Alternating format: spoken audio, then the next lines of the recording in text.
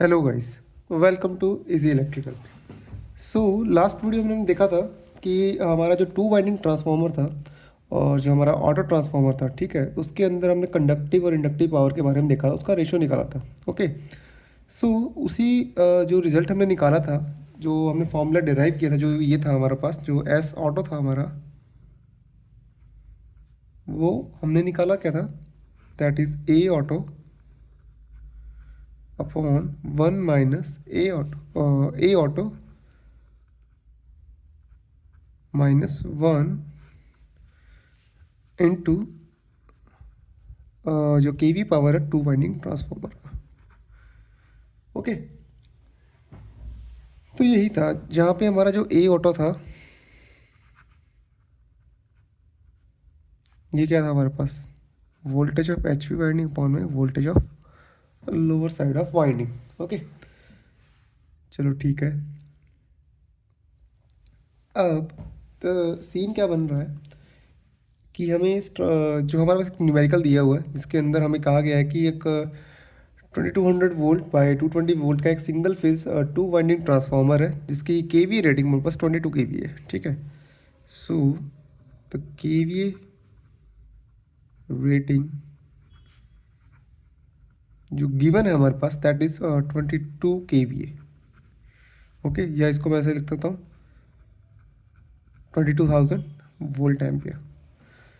Okay. और जो हमारे पास वी एच दे रखा है, गिवन है, that is 2200,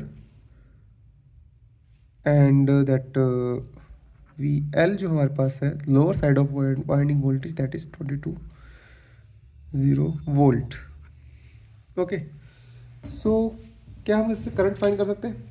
yes, current find कर सकते हैं। दैट करंट इज दैट जो इसके रिस्पेक्टिव होगी करंट आई एच, वो क्या हो जाएगी हमारे पास, 22,000 upon 2200, that is 10 amps. Similarly I L lower side की जो करंट होगी लोअर वाइंडिंग में, वो क्या हो जाएगी, 22,000 divided by 220, that is 100 ampere. Okay. अब लेट सपोज कि हमें इसको, ओके ठीक है, जैसे कि हमारे पास ये ट्रांसफार्मर है, ठीक है, इसको हम कैसे कन्वर्ट कर सकते हैं, इसको हम टू वाइंडिंग ट्रांसफार्मर दिखा सकते हैं लाइक दिस।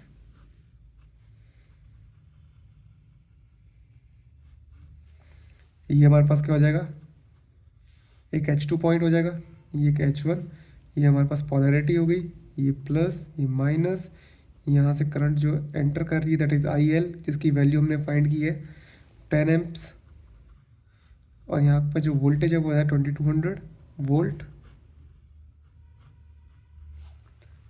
यही हमारे पास लोअर साइड वाइंडिंग भी है, यहाँ पे जो लोअर साइड वाइंडिंग है वो कितनी है, इसको मान लेते हैं L2, और ये मान लेते हैं L1। यहाँ से करंट निकल रहा है, ये हो जाएगा हमारे पास, इसकी वोल्टेज दे रखी है 220 वोल्ट, और इसका जो करंट दे रखा है हमारे पास, actually sorry, this is I L 100 amps. Okay, got it.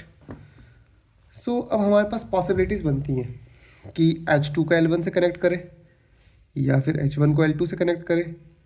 Okay, या H2 L2 कनेक्ट करा जाए, या H1 L1 को कनेक्ट करा जाए। ओके। सो हमारे पास चार पॉसिबिलिटीज़ बनती हैं। तो possibilities,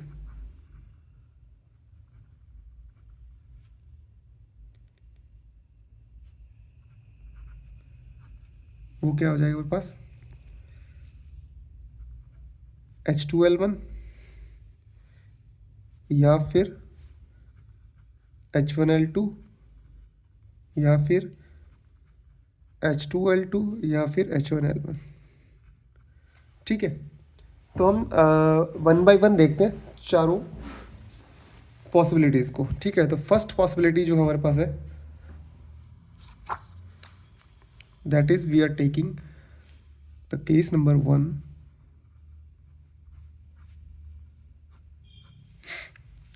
when H1 and L2 are shorted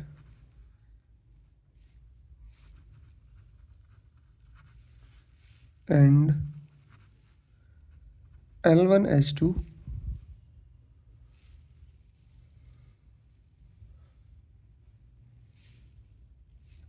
okay L1 H2 हमारे पास क्या हो जाएगा, नहीं नथिंग, वेट H1 L2, इसको H1 L2 हम करेंगे तो जो कॉमन पॉइंट हमारे पास मिलेगा L2 L1 वाला, जो कॉमन वाइंडिंग हमारे पास होगी L2 L1 is common winding. ठीक है, तो लेट सपोज H1 और L2 को हम शॉर्ट करते हैं इस वाले पॉइंट को इस वाले पॉइंट से। ठीक है, तो हमारे पास जो वाइंडिंग स्ट्रक्चर होगा वो किस टाइप्स का होगा, कुछ इस टाइप का दिखेगा हमें। दैट इज ये हमारे पास केस 1 है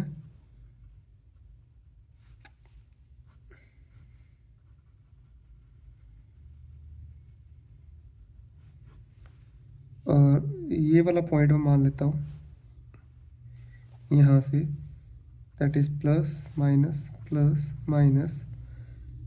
एक यहाँ पे पोलैरिटी थी हमारे पास, एक पोलैरिटी इसकी थी इस वाली वाइंडिंग की। ठीक है, ये हमारे पास क्या है, H2 है, ये हमारे पास H1 है, ये और हमने शॉर्ट किसको किया, L2 को किया है L1 से। ठीक है, तो L2 L1 हमारा क्या हो गया, एक कॉमन वाइंडिंग हो गया। ठीक है, जो H2 H1 है हमारे पास, ठीक है, H2 H1 में कितना करंट फ्लो कर रहा था, 10 एम्पियर। ठीक है, और L1 L2 में देखो, L1 से L2 के अंदर 100 एम्पियर। तो जब यहाँ पे करंट आ रहा है, वेट हमारे पास करंट H2 से H1 की तरफ जा रहा है। ठीक है, तो जो किरचॉफ लॉ लगाएंगे तो यहाँ पे आउटसाइड करंट कितना हो जाएगा, 110 एम्पियर। यहाँ का जो वोल्टेज कितना है हमारे पास, 220 वोल्ट। ठीक है, क्योंकि ये वाला वोल्टेज तो सेम ही रहेगा। और जो H1 H2 का वोल्टेज है, H2 H1 का, वो है 2200 वोल्ट। मतलब यहाँ से यहाँ का वोल्टेज हमारे पास 2200 वोल्टेज है। ठीक है, तो ये प्लस और माइनस ये हो गया, माइनस प्लस एडिटिव पोलैरिटी है। ठीक है, एडिटिव पोलैरिटी मतलब यहाँ का जो वोल्टेज होगा, total voltage, that is 2200 plus 220 volt, that is equals to 2420 volt. Okay, तो हमारे पास अब यहाँ पे ए ऑटो की वैल्यू क्या आ रही है, जो हमारे पास VH/VL था 2420 अपॉन 220 वोल्ट। तो यहाँ से क्या होगा, ये कट आउट हो गया, 22 1 22.12 आ गया। ठीक है, तो हमारे पास ए ऑटो की वैल्यू 1.1 आ गई। अगर हमें अब क्या निकालना है, SKVA निकालना है।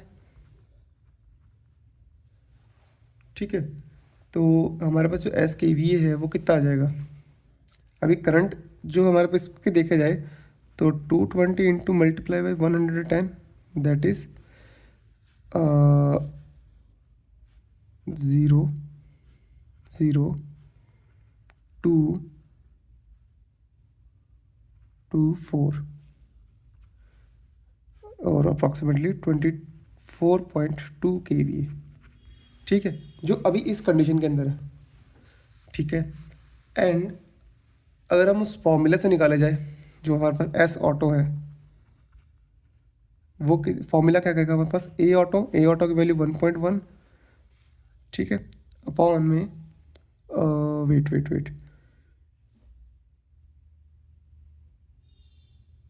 It's not 1.1, it's 1, okay 11, okay 11 upon 11 minus 1 multiply with 22 kVA था हमारे पास, 22 kVA। तो ये क्या होगा, 1.1 multiply by 22, that is also 24.2 kVA। That is हमारा एस ऑटो, जो कि हमारा वैसे भी वही आ रहा था जो हमने सिंपल फॉर्मूला से निकाला, और अब भी वही आ रहा है जो हमने कल फॉर्मूला डायरेक्ट किया था वीडियो के अंदर। ओके, तो ये हमारे पास थी पॉसिबिलिटी नंबर 1। नेक्स्ट वीडियो में देखते हैं हम जो हमारे पास 3 और पॉसिबिलिटीज़ है, जो H2L1 वाली, H2L2 वाली और H1L1 वाली। ओके, सो मिलते हैं नेक्स्ट वीडियो में 3 और पॉसिबिलिटीज़ के साथ में।